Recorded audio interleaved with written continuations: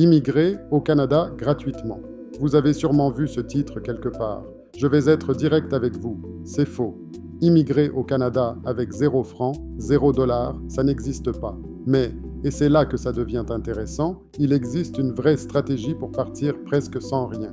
Restez jusqu'au bout, parce que je vais vous montrer exactement comment des gens comme vous le font étape par étape.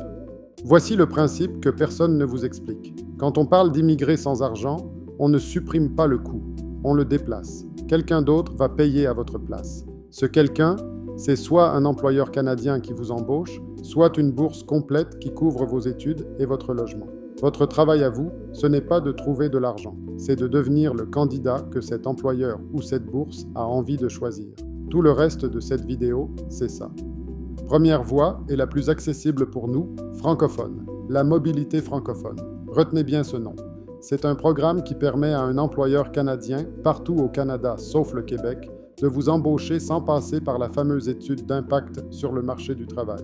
Normalement, un employeur doit prouver qu'aucun Canadien ne peut faire le travail avant d'embaucher un étranger. C'est long et compliqué. Avec la mobilité francophone, cette étape saute. Et voici le point crucial. Avec une offre d'emploi valide, vous n'avez pas besoin de prouver que vous avez des milliers de dollars d'économie. Les conditions sont simples. 1. Une vraie offre d'emploi hors Québec. 2. Prouvez que vous parlez français avec un test officiel, le TEF ou le TCF.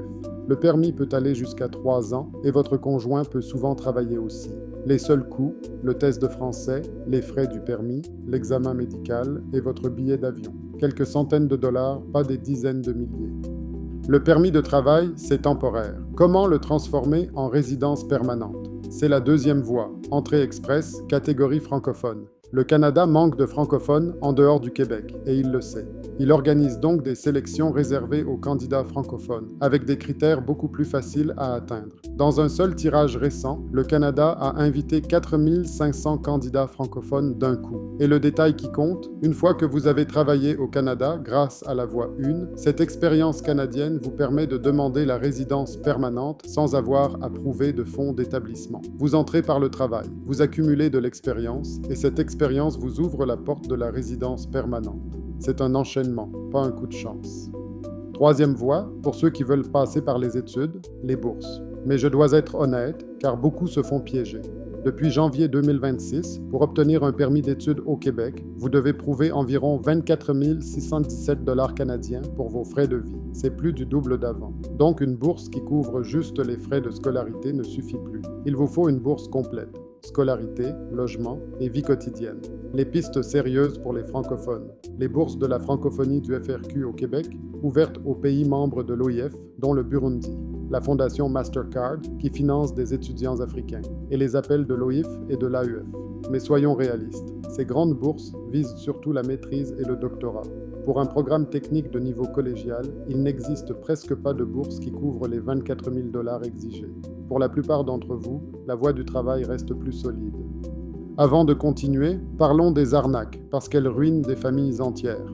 Règle numéro 1, aucun vrai consultant ne vous garantit un visa. Personne ne peut garantir une décision du gouvernement canadien. Si on vous le promet, c'est un escroc. Règle numéro 2, méfiez-vous de toute personne qui vous demande de gros frais d'avance pour réserver une place ou accélérer le dossier. Les vrais frais, vous les payez directement au gouvernement canadien et ils sont publics. Règle numéro 3, un consultant légitime est inscrit au registre officiel. Au Canada, c'est le CICC. Vérifiez son nom. Et un dernier réflexe, l'information officielle est gratuite sur canada.ca. Maintenant, du concret. 3 choses que vous pouvez commencer cette semaine sans dépenser. Étape 1. Préparez votre profil. Mettez à jour votre CV en format canadien et en français. Identifiez vos compétences qui s'exportent. La tech, la gestion, la santé, les métiers manuels qualifiés sont très demandés.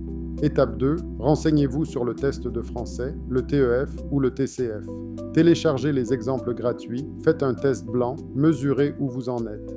Étape 3. Commencez à chercher des employeurs hors Québec dans votre domaine.